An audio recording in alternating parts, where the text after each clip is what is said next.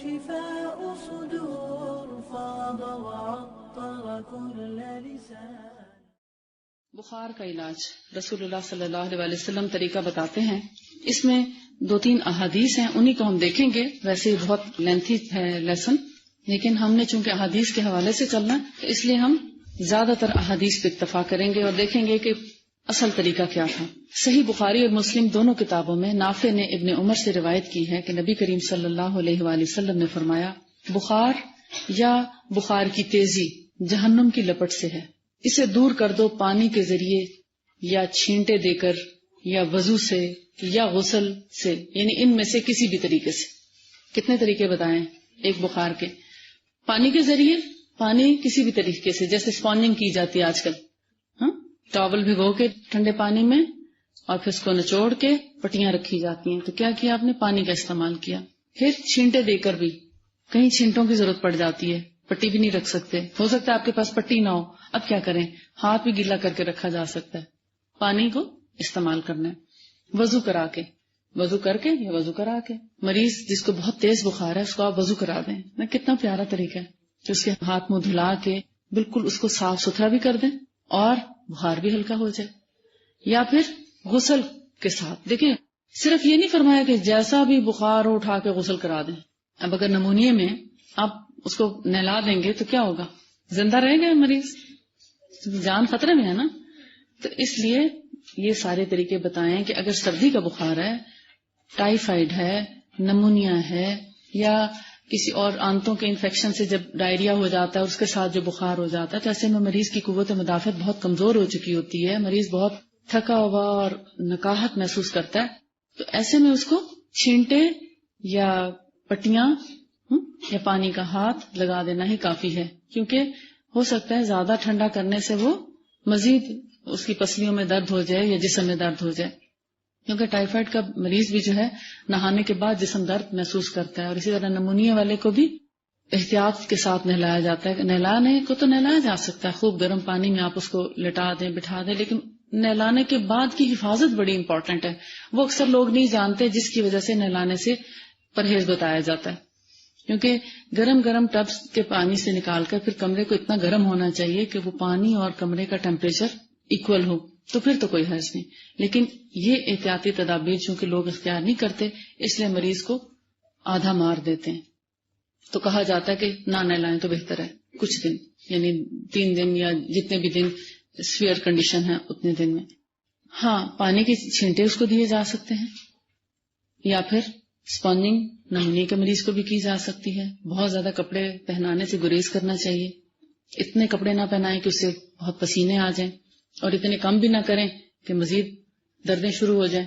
ایک محتاط انداز سے چلنا چاہیے. البتہ گرمی کا بخار ہے، لو لگ گئی ہے، سن سٹروک ہو گیا ہے، تو آپ پانی کے ٹھنڈے ٹب میں مریض کو لٹا دیں تو کوئی حرج نہیں.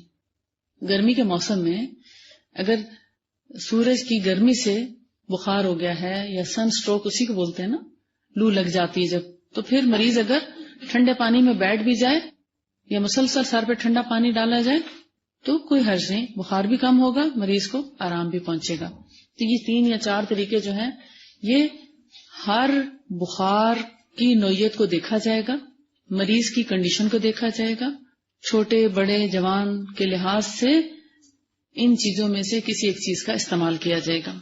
اس کے بعد پیج نمبر 55 پر ہے، جب تم سے کوئی بخار زدہ ہو، یعنی تم میں سے کسی کو بخار ہو جائے تو بخار والے شخص پر ٹھنڈے پانی کے چھینٹے دیے جائیں. آپ صلی اللہ علیہ وسلم نے فرمایا کہ جب بھی تم میں سے کسی کو بخار ہو جائے تو اس کو ٹھنڈے پانی کے چھینٹے صبح سویرے دیے جائیں. صبح سویرے سے مراد یہ ہے کہ انسان اکثر جب سوتا ہے تو اپنے آپ کو تھوڑا سا وارم کر کے سونا چاہتا ہے. آپ دیکھتے ہیں کہ سخت گرمیوں میں بھی اگر آپ اے سی میں بھی سو رہے ہیں فرض کریں تو آپ کچھ نہ کچھ اوڑھ لیتے ہیں نا، کہ سانس تو ٹھنڈی ہوا میں آتا رہے مگر جسم زیادہ ٹھنڈا نہ ہونے پائے. تو اس میں پھر کیا ہوتا ہے، جسم کو گرما کر سونے سے صبح میں بخار زیادہ ہو جاتا ہے، اور جب بخار زیادہ ہوگا تو اس کا علاج کیا ہے؟ پانی. اور پانی کے اگر چھینٹے دے دیے جائیں صبح صبح تو کیا ہوگا؟ بخار ٹھنڈا پڑ جائے گا. اور دوسری جگہ پر حضرت ابو ہریرہ رضی اللہ تعالیٰ عنہ سے مرفوعاً یہ روایت سنن ابن ماجہ میں لکھی ہے کہ بخار جہنم کی بھٹیوں میں سے ایک بھٹی ہے، اسے دور کر دو ٹھنڈے پانی سے. اور ایک اور جگہ پر ہے کہ رسول اللہ صلی اللہ علیہ وآلہ وسلم کو جب بخار ہوتا تو پانی کا مشکیزہ طلب فرماتے ہیں. مشکیزہ کیا ہوتا ہے؟ مشک کہہ لیں آپ. ہمارے ہاں گھڑے ہوتے ہیں، لیکن عرب میں اس وقت اس دور میں چمڑے کی مشکیں ہوا کرتی تھی. تو کیا فرماتے ہیں کہ جب بھی بخار ہوتا تو آپ پانی کی مشک یا پانی کا مشکیزہ طلب فرماتے اور اسے سر پر انڈیل کر غسل کر لیتے، یعنی سارے جسم پر اچھی طرح پانی پہنچاتے. کوئی ایک حصے کو ٹھنڈا زیادہ نہ کرتے تھے. اس کی کیا وجہ ہے؟ آپ کو پتا ہے کہ مکہ کا موسم خاصا گرم ہوتا ہے. آج کل بھی کوئی خاص سردی وہاں پر نہیں ہے، ابھی بھی لو نہیں چل رہی ہے. تو مکہ میں چونکہ سردیوں میں بھی اگر اتنی گرمی ہے تو گرمیوں میں تو آپ کو پتا ہے بہت شدید گرمی ہوتی ہے. تو وہاں پر عموماً گرمی کا بخار ہوتا ہے. تو گرمی سے بخار ہے اگر تو اس کا علاج پانی ہے. جیسے آگ کو پانی سے بجھایا جاتا ہے تو بخار کو بھی پانی سے بجھایا جاتا ہے. اب آپ خود فیصلہ کریں گے کہ بخار کون سا ہے. پٹی لگانے سے پہلے تو اتنی احتیاط کی اس لیے ضرورت نہیں ہے کہ پٹی سیف ہے، کیونکہ پانی کے چھینٹے ہو سکتے ہیں آپ اچھا خاصا پکڑ کے چھینٹا مار دیں اور اس کے سارے کپڑے بھی پیچھے تک گیلے ہو جائیں اور ہو بخار سردی کا تو میں بھی آپ مریض کے ساتھ زیادتی کر بیٹھے. اس لیے پٹی کا کہا جاتا ہے کہ پٹی کا پانی کم از کم بہ کے سارے سر کو گیلا نہیں کرتا. آپ اس کو اچھی طرح نچوڑ لیتے ہیں اور پھر سر پہ ایک ٹھنڈی سی پٹی رکھ دیتے ہیں تو بخار خاصا کم ہو جاتا ہے. اور اسپیشلی ماتھے پہ پٹی رکھنے میں ایک حکمت یہ بھی ہے کہ تیز بخار جو ہے وہ ہمارے برین سیلز کو ڈیمیج کرتا ہے. تو جب سر کی طرف خون ٹھنڈا ہو جائے گا تو ہمارے برین سیلز کو ڈیمیج ہونے سے بچا لے گا. اور وضو کرنے میں بھی یہی حکمت ہے کہ جو ایک تو ہماری بلڈ سرکولیشن ٹھیک ہو جائے گی، تینوں طرف کے اعضاء، سر کے قریب چہرہ ہے، بازوں کے آگے ہاتھ ہیں اور ٹانگوں سے نیچے پاؤں. اب یعنی سر سے لے کر پاؤں تک آپ نے مختلف اعضاء میں جب پانی پہنچایا، جیسے وضو کرا دیا مریض کو، تو اس سے کیا ہوتا ہے کہ بلڈ سرکولیٹ کرتا ہے اور ہر طرف سے وہ ٹھنڈا ہو رہا ہوتا ہے. سر کی طرف سے بھی ٹھنڈا ہو رہا ہے، ہاتھوں سے بھی، پاؤں سے بھی. خون جب ٹھنڈا ہو جاتا ہے تو بخار کی حدت کم ہو جاتی ہے، بخار کی تیزی کم ہو جاتی ہے. سیرت میں آپ نے پڑھا ہوگا کہ بخار جہنم کی بھٹیوں میں سے ایک بھٹی کیوں ہے، اسے کیوں کہا گیا. اس کا مطلب یہ نہیں ہے نعوذ باللہ کہ اللہ تعالیٰ معاف کرے کہ کوئی اتنا گناہگار ہے کہ اس کو بخار ہو گیا اور وہ شاید اس کو جہنم سے نعوذ باللہ آگ پہنچ رہی ہے اور اس سے اس کو بخار تیز ہو گیا. اس کا یہ مطلب نہیں ہے. اصل میں جہنم کو تشبیہ دی جاتی ہے ایک گرم چیز سے، اور جب انسان کو بخار ہوتا ہے تو گرم ہو جاتا ہے، تو اس سے ایک تشبیہ دی گئی ہے کہ گویا یہ جہنم کی طرح ایک انسان جو وہ بھڑک رہا ہے. لیکن اس انسان کو جس کو بخار ہوتا ہے، اس بخار کی وجہ سے انسان کے بہت سے گناہ جو ہے وہ معاف ہو جاتے ہیں. مومن کو جو بھی تکلیف پہنچتی ہے تو جب اس پہ وہ صبر کرتا ہے تو اس پہ اس سے اجر ملتا ہے، اور اس کو تکلیف جو پہنچتی ہے اس کے بدلے اس کے گناہ بھی معاف ہوتے ہیں. دوہرا اجر ملتا ہے، ایک گناہوں کی بخشش کا اور دوسرا صبر کے اجر. یعنی بیماری میں اگر انسان صبر کرتا ہے تو اس کو پھر اجر بھی ملتا ہے، اور بخار کی تکلیف سے اس کے گناہ معاف ہو جاتے ہیں. نہ صرف بخار سے، مومن کو تو اگر کانٹا بھی چبھتا ہے تو اس پر بھی اس کے گناہ جھڑتے ہیں. تو بخار تو خاص طور پر اس لیے ہے کہ پورا جسم اس کے ساتھ انوالو ہوتا ہے. یعنی جسم کو اگر ایک حصے میں تکلیف ہو تو اس کے ساتھ بخار ہو جاتا ہے. عموماً جیسے ٹی بی کے ساتھ بخار ہوتا ہے مثال کے طور پہ، آرتھرائٹس کے ساتھ بھی ہو جاتا ہے، ریومیٹائڈ آرتھرائٹس کے ساتھ. پھر جیسے گاؤٹ ہوتا ہے، گاؤٹ کے ساتھ اسپیشلی بخار ہوتا ہے. پھر جانڈس کے ساتھ بخار ہوتا ہے، ٹائیفائڈ میں بخار ہے، نمونیا میں بخار ہے، فلو کے ساتھ بخار ہو جاتا ہے.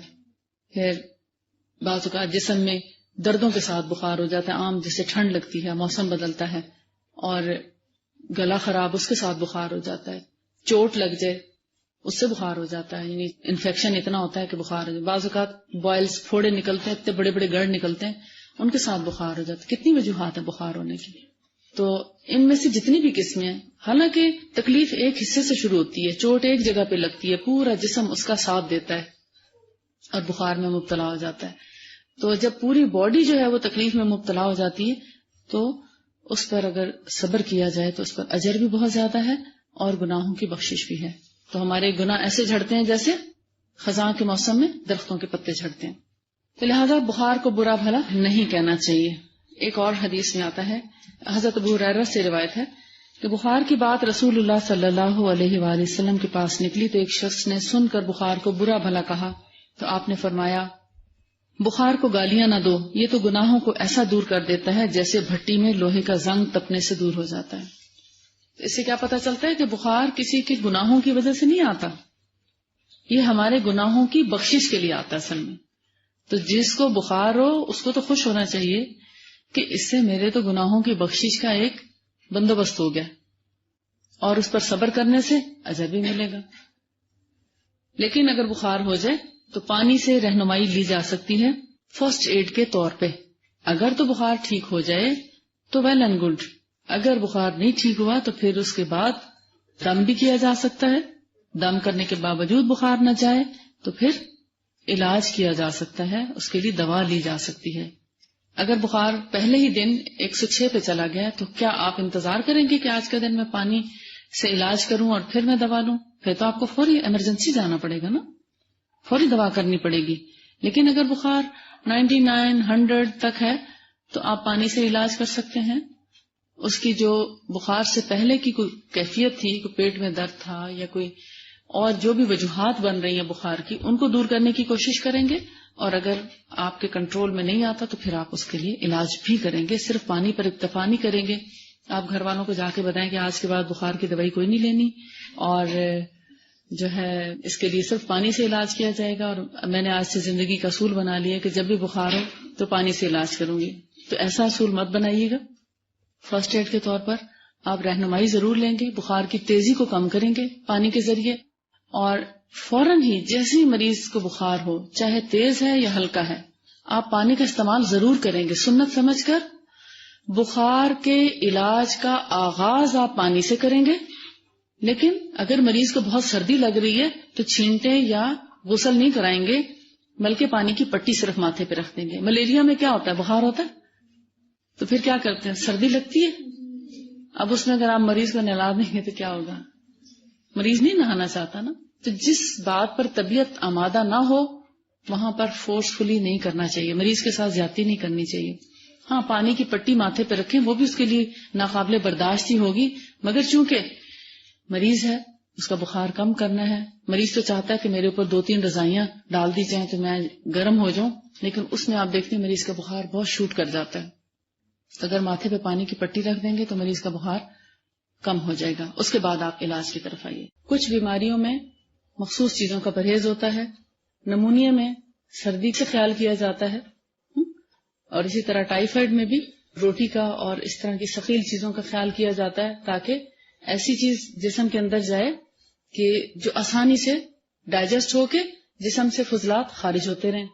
اسی طرح ہر بخار میں اگر روٹی کا پرہیز کر کے مریض کو جو کا دلیا کھلانا شروع کر دیں تو بیماری بہت شارٹ ہو جاتی ہے، اس کا ڈیوریشن بہت کم ہو جاتا ہے۔ لیکن ٹائیفائڈ ایک ایسی بیماری ہے، شاید میں نے آپ سے ذکر کیا ہو، کہ جس میں اگر 3 دن تک کھانا بند کر دیں، کچھ بھی جس کو ہم کہتے ہیں نا کھانے کی چیز اگر بند کر دی جائیں اور صرف پینے کی چیزیں استعمال کی جائیں تو بخار ہفتے سے پہلے ٹھیک ہو جاتا ہے۔ یہ ایک بہت بڑا صحت کا اصول ہے، ٹائیفائڈ بخار سے بچنے کا ایک بہت بڑا راز ہے۔ کھانے کی ہر چیز، حتیٰ کہ جو کا دلیے کا بھی پانی پئیں، دلیا نہ کھائیں، اس میں جو کا دلیا ابال کے یا جو ابال کے اس کا پانی مریض کو پلائیں، مگر لوک وارم، ٹھنڈا نہیں۔ اور دودھ یا جوس تازہ پھلوں کا، ڈبے کا جوس نہیں، پانی، یخنی اس لیے کہہ رہی ہوں کہ سوپ میں آج کل ہمارے ہاں ونیگر اور ساس کے بغیر ہم سمجھتے ہیں سوپ نہیں ہے۔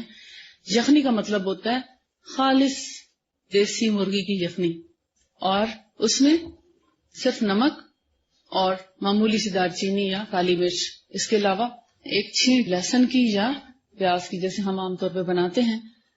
بیمار کے لیے تو اس میں گھی ڈالنے کی بھی ضرورت نہیں ہے، ہاں اگر زچہ ہے تو اس کو گھی ڈال کے دیا جا سکتا ہے اس یخنی میں۔ وہ بھی پھر ہر بیماری میں مختلف طریقے ہیں، مختلف بیماریوں میں گھی منع ہوتا ہے، کولیسٹرول، ٹرائیگلائسرائڈز، یا اس میں یورک ایسڈ ہے تو گوشت منع کرتے ہیں، ہائی بلڈ پریشر ہے تو سالٹ، نمک منع کرتے ہیں۔ اسی طرح مختلف بیماریوں میں مختلف قسم، شوگر میں چینی اور میٹھا منع کیا جاتا ہے۔ یہ تو کہتے ہیں نا ہم نے ٹپس پہ چیزیں یاد کر رکھی ہیں، لیکن یہ ہے بیماری کے بعد کا پرہیز۔